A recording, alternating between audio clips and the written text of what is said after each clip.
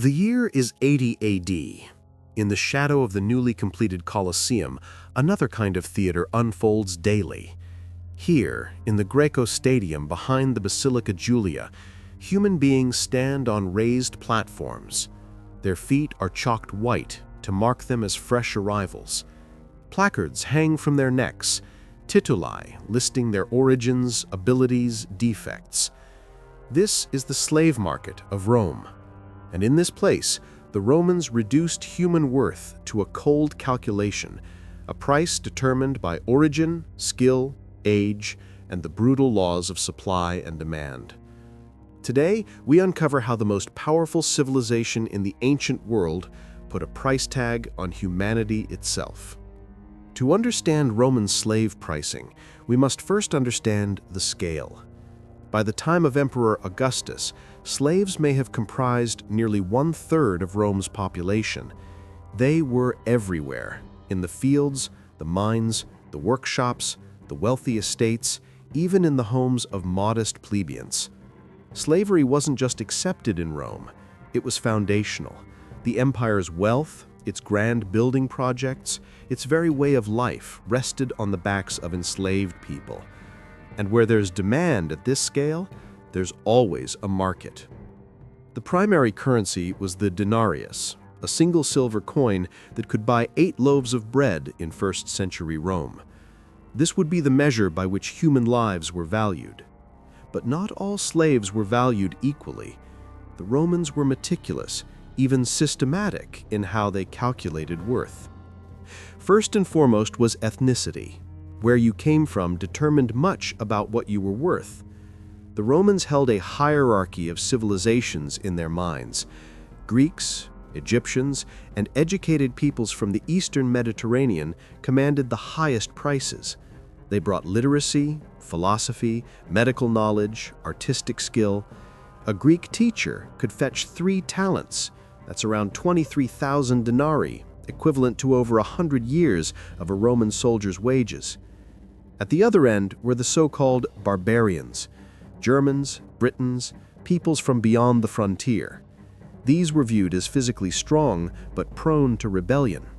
The Roman writer Cicero joked that you wouldn't find educated Britons worth buying. They were assigned to hard labor, mines, quarries, galleys, and sold for far less. A Gallic laborer might cost 500 to 800 denarii. An educated Alexandrian tutor? 20 times that amount. Beyond ethnicity, skill was everything. Rome was a society that valued specialization, and a slave's training could multiply their value exponentially. An unskilled field hand brought in to harvest grain might sell for the baseline, around 500 denarii during Augustus's reign. But a skilled artisan? A chef who could prepare exotic delicacies for Roman banquets? An accountant who could manage a wealthy household's complex finances. These individuals were investments. Historical records mention skilled slaves selling for 2,000 to 2,500 denarii. Those with rare abilities, physicians, architects, expert craftsmen, could reach 6,000 denarii or more. The Romans saw this as rational. A skilled slave generated income, managed property, elevated social status. They weren't just buying labor, they were buying expertise. Age followed its own brutal logic. Peak value came in the prime working years, roughly ages 15 to 35. Children, while they required years of feeding and training before becoming productive, were sometimes sold for as little as 1/8 the price of adults. The elderly had almost no market value at all. When Vespasian conquered the Jewish stronghold of Tarichaea, he simply executed those who were old or infirm before selling the rest. Gender created another calculation. Young male slaves in good health averaged around 500 to 600 denarii in the 1st century AD. But young women? The prices varied wildly, from 1,000 denarii up to 6,000 or more. The reason was as predictable as it was disturbing. Female slaves were valued not only for domestic labor, but for their appearance, their potential as concubines. Beauty became a commodity. The sources tell us that wealthy Romans, including Julius Caesar himself, paid thousands of denarii for attractive female slaves. This wasn't seen as excess. In Roman eyes, it was simply how the market worked.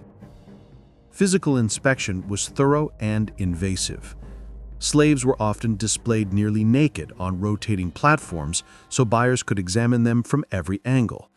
Roman law required dealers to disclose any defects. Missing teeth? Not necessarily a problem. After all, infants lack teeth. But scars suggesting a history of escape attempts, chronic illness, vision problems, these dropped the price significantly. Some slaves wore special caps, pillae, indicating the dealer offered no guarantees. These sold at steep discounts. The Romans had even developed a return policy, 6 months for undisclosed defects, with an extended 12-month warranty option. They treated human beings with the same consumer protections they gave to livestock. But perhaps nothing affected slave prices more dramatically than the simple economics of supply and demand. When Rome's legions returned from successful campaigns, the slave markets flooded. Julius Caesar's conquest of Gaul, lasting from 59 to 51 BC, may have brought as many as 1 million enslaved people into the empire. When Trajan crushed the Dacians in the early 2nd century, an estimated 400,000 prisoners entered the markets. The result? Prices collapsed. In 137 AD, after the Bar Kokhba revolt was suppressed, over 100,000 Jewish captives hit the markets at once. Suddenly, a human life cost no more than a horse, mere dozens of denarii for what would normally sell for hundreds. Conversely, during peacetime, when military campaigns slowed and supply dried up, prices surged. A skilled slave might double in value simply because fewer were available. To truly grasp what these numbers meant, we need context. Let's talk about Marcus, a Roman legionary. Marcus earns 225 denarii per year under Augustus, paid in 3 installments. From this, the army deducts costs for food, equipment, clothing, tent maintenance. What he actually keeps? Perhaps 100 denarii annually. For Marcus, even a basic, unskilled slave at 500 denarii represents 5 years of his wages.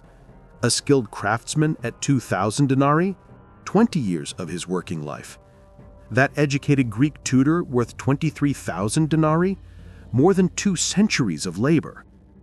Yet for the wealthy, for senators like Crassus, who owned 500 slaves just for managing his real estate empire, such purchases were routine. The historian Plutarch tells us that Crassus thought nothing of buying entire workshops of skilled slaves to corner markets in construction and firefighting. The gap between rich and poor in Rome wasn't just measured in money. It was measured in how many human lives you could afford to own. The historical record gives us glimpses of actual transactions. In Pompeii, buried by Vesuvius in 79 AD, archaeologists found records showing a slave sold for 2,500 sesterces. That's 625 denarii. Middle range, perhaps a domestic servant with basic skills. The writer Horace mentions slaves worth only 500 denarii, cheap and, in his words, worthless. Meanwhile, Plautus tells us that the conservative Cato the Elder, who lived 2 centuries before Christ, was willing to pay between 500 and 1,500 denarii for slaves. Even he complained about wealthy Romans spending 2,500 denarii or more. The satirist Martial wrote of Romans paying more for a single exotic fish for dinner than they would for an ordinary slave. In their world, a human life had become just another commodity, valued more or less than furniture, livestock, or fine wine, depending on the market. We've examined the factors: origin, skill, gender, age, condition, supply, and demand.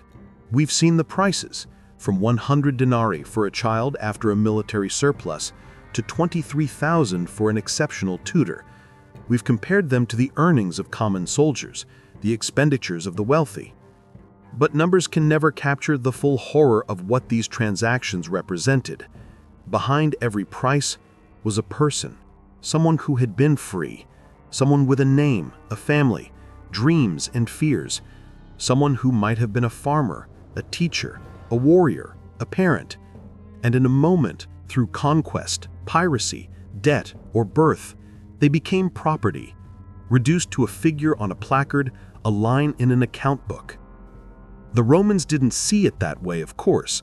To them, slavery was simply the natural order, as normal as the sun rising over the 7 hills. Their calculations were rational, their markets efficient. But standing here, looking back across 2 millennia, we see something they couldn't or wouldn't acknowledge. That in pricing human beings, Rome revealed not its sophistication, but its fundamental moral blindness.